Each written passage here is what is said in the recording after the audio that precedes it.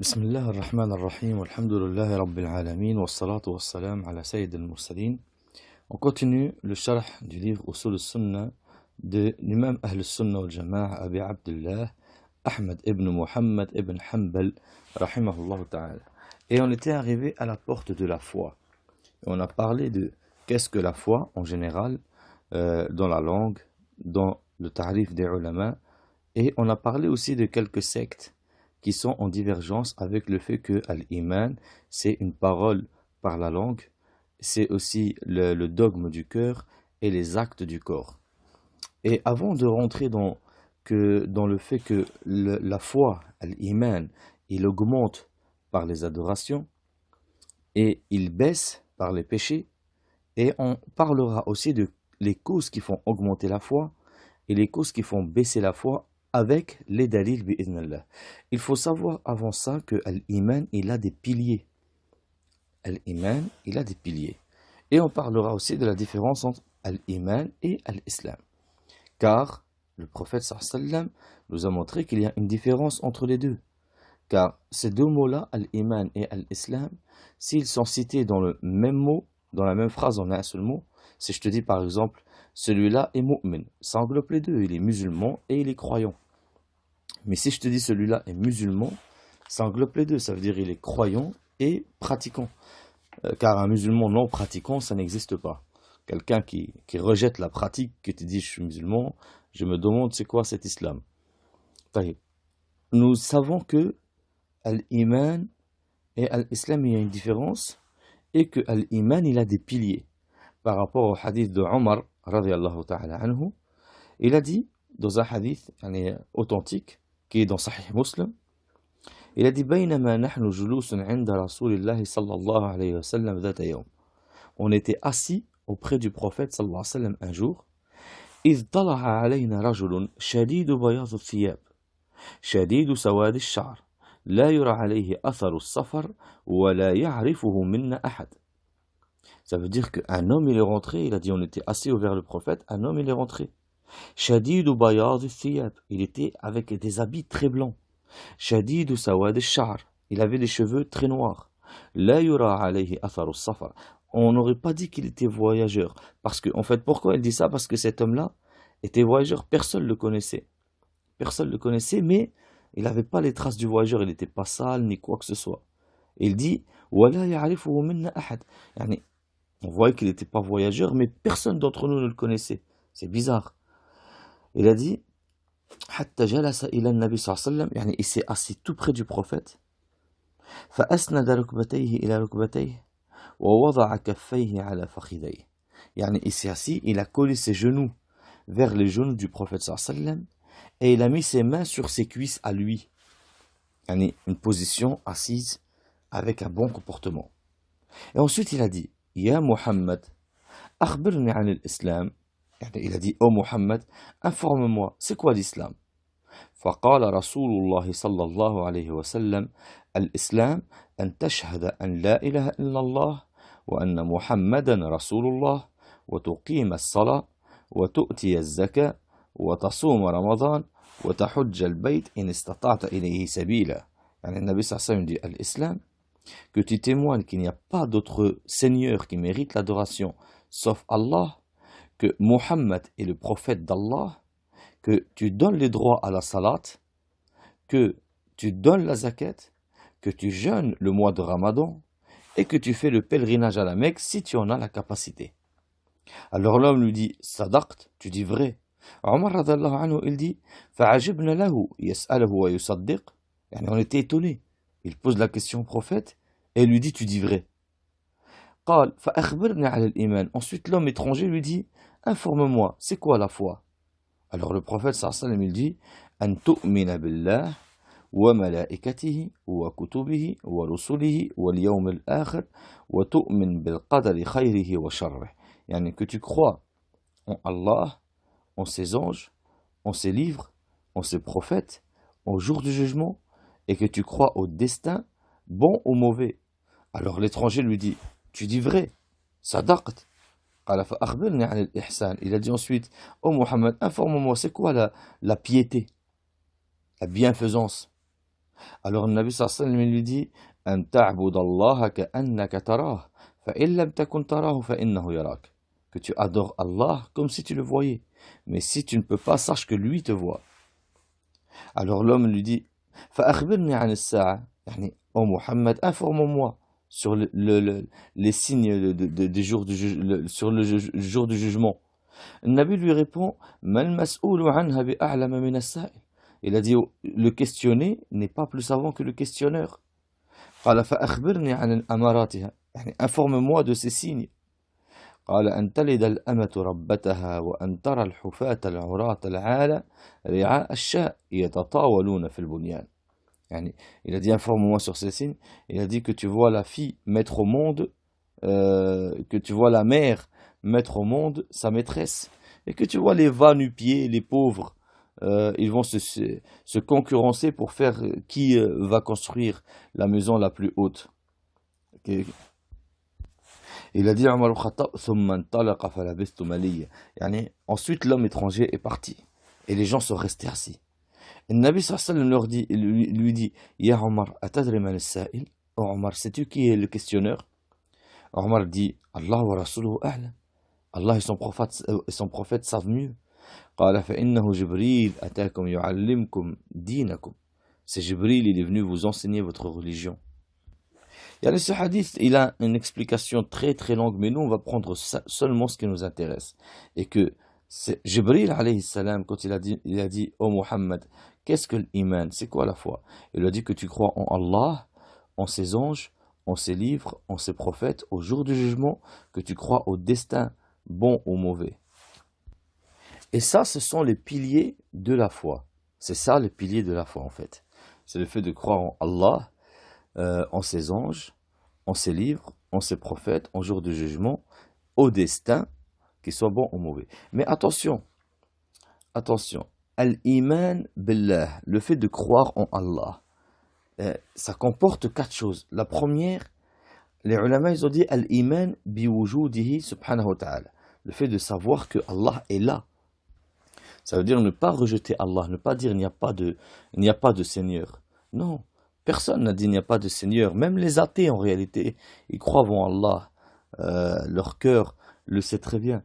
D'ailleurs, Allah Azza wa Jal dit sur les kuffars dans le Coran, في سورة النمل, وَجَحَدُوا بِهَا وَاسْتَيْقَنَتْهَا أَنفُسُهُمْ ظُلْمًا وَعُلُوًّا.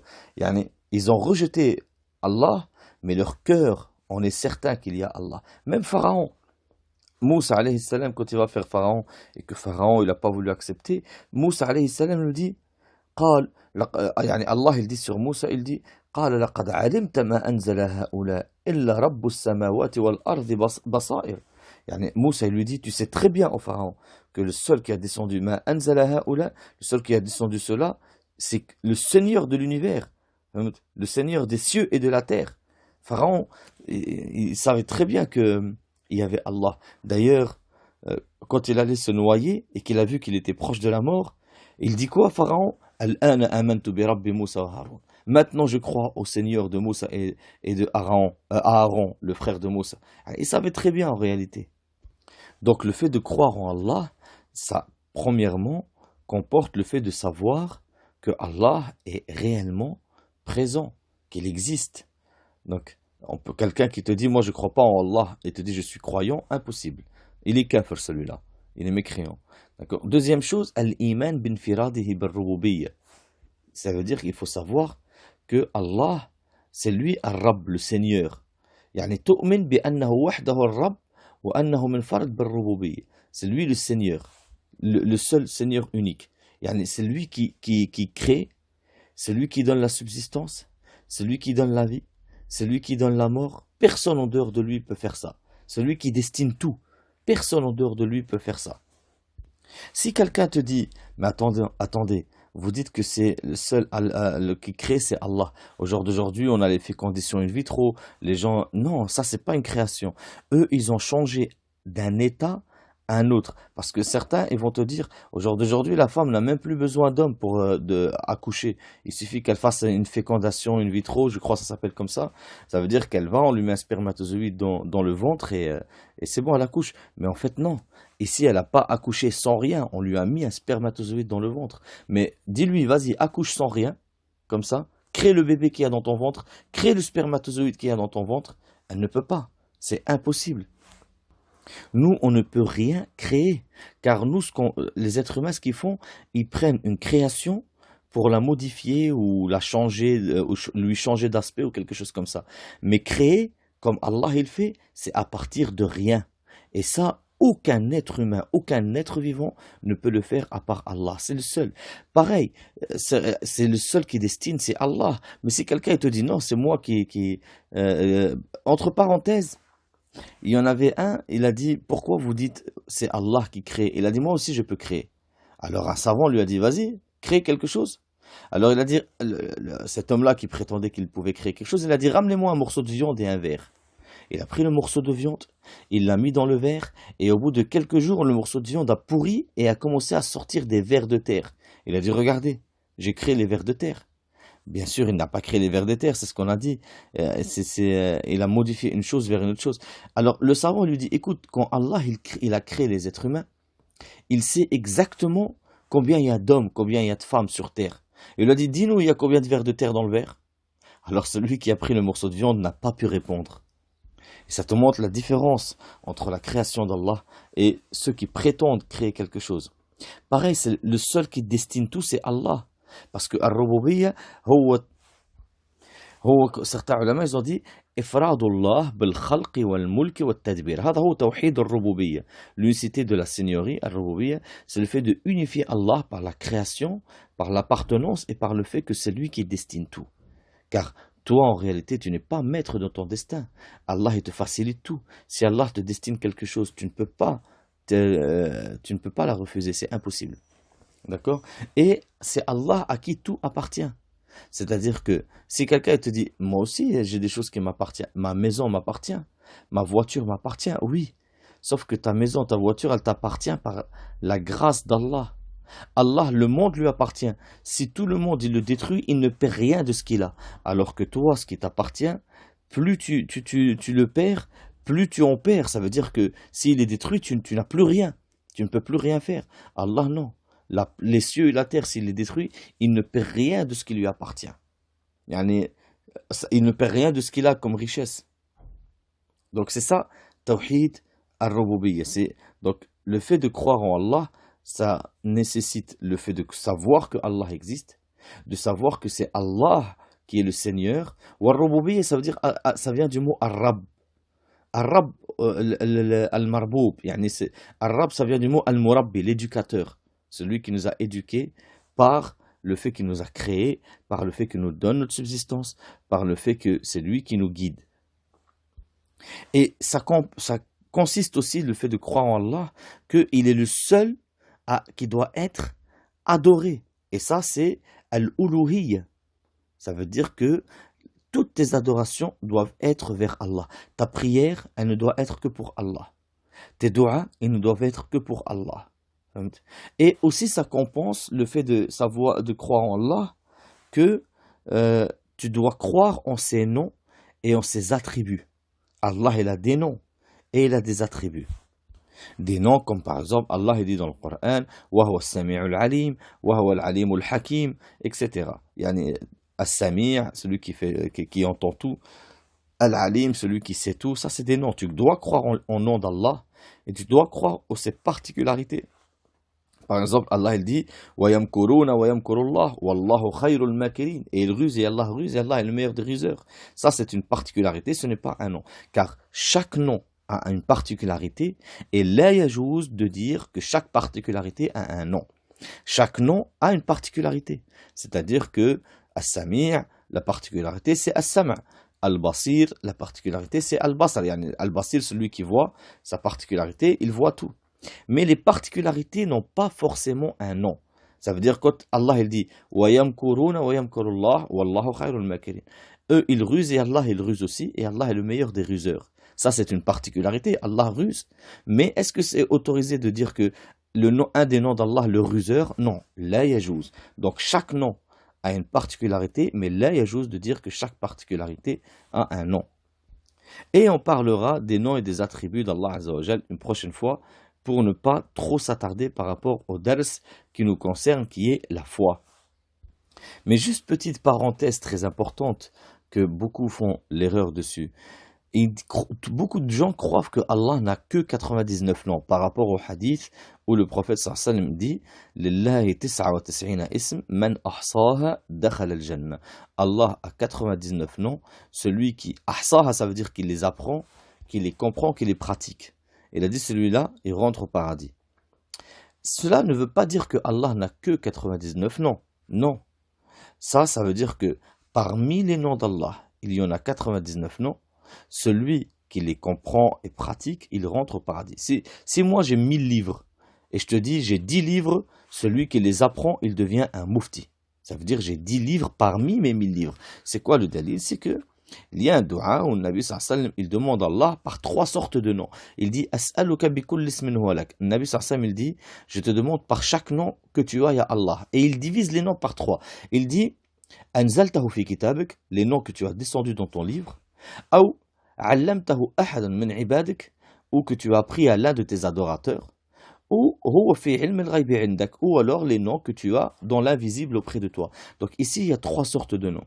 Des noms qui sont dans le Coran, des noms qui sont dans le hadith, car il y a des noms qui sont dans le hadith et qui ne sont pas dans le Coran. Comme par exemple, le Nabi sallallahu alayhi wa sallam, il dit Inna Allah hayyun sattir. Le mot sattir n'est pas dans le Coran. Le nom d'Allah sattir n'est pas dans le Coran. D'accord? Et il y a des noms qui sont dans l'invisible que Allah ne nous a pas appris. Et ça prouve que les 99 noms qu'on connaît nous ici, eh ben, c'est pas tous les noms que Allah nous a appris. Il y en a qui ne nous a pas appris, mais on les connaît pas. Et donc, Allah a plus que 99 noms. Ensuite, le Nabi sallallahu alayhi wa sallam dit wa malaikatihi. Yani, on croit aux anges. Ces anges qui sont créés de lumière, que Allah a créés pour qu'ils l'adorent, tout simplement. Les anges ne font pas de péché. Et les anges sont asexués, ils sont ni femelles ni mâles. On ne peut pas les imaginer. On ne peut pas les imaginer. Subhanallah, les anges sont créés et on ne peut pas l'imaginer. Alors comment voulez-vous imaginer le Créateur?